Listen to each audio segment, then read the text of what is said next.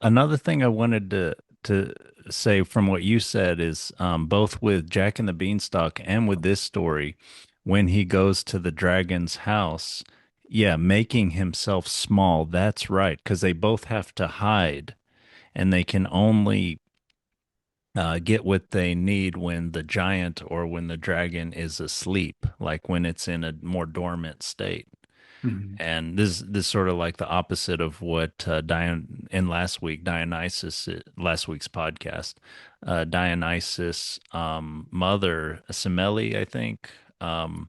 But anyway, one of the consorts of Zeus, she had done the forbidden thing or the terribly unhealthy thing of asking to see Zeus in all his glory. So this is sort of the opposite. I want to be face to face with the god.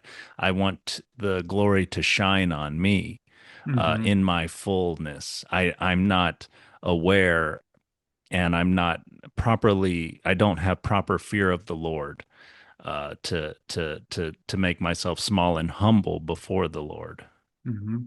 And it Mhm. wasn't enough that Zeus loved her. She needed to see it. It's like she needed proof, or there's a little bit, yeah, there's too much of this spirit of wanting to see it, to believe it or something. Mhm.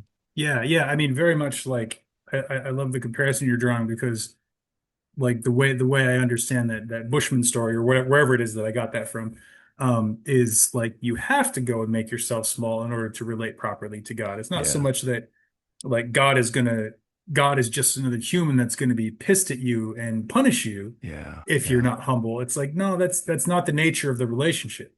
Yeah. You know, it's Yeah. not quite the same thing. It's if you're going to relate with the divine, you can only do it from a small place because that's the truth of it.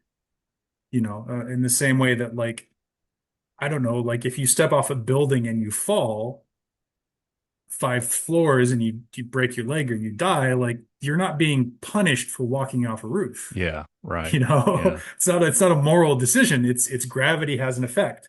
If you recognize that that's going to happen because the earth pulls you in, that's what it does. If you recognize that the divine is very powerful, and if you try and match it, you'll be similated. You know, you'll be toasted.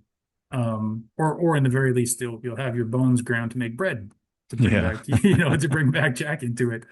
But instead, in Jack and the Beanstalk, and here the it's interesting because he gets there, and there is no monstrous divine figure, whatever it is. But the wife is there, so there's this sort of like relational nature is there, but the power isn't there.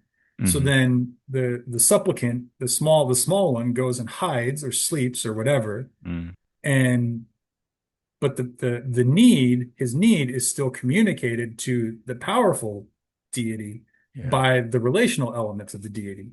Yeah. So the deity has to be home and in relationship with its relational element. Like the power has to be there in connection, but the power has to be sleeping, has to be quiescent. So you end up with like you can relate you have to have the divine there, but there's also this sort of chain of communication of flow that needs to happen, rather than a direct face-to-face standing up as equals, or especially with the Semele and Zeus is like, oh well, you don't love me as much as your divine wife, but like prove to me you love me. I mean, that's very much like prove to me we're on the same level. Yeah. And sorry, lady, but he's a god, and I mean it works out well for her in the end, but it's rough for a while. It's rough for a while there, and I don't think we'd all be so lucky, Yeah. as Semele or Simile, or however you pronounce. I'm terrible with Mm. Greek pronunciations. I mean, I don't know. Yeah. Yeah, yeah, but that's cool. That's cool. I had not really put all those pieces together. Yeah. Please like and subscribe for more of our open minded content and comment below on your thoughts or questions about the story.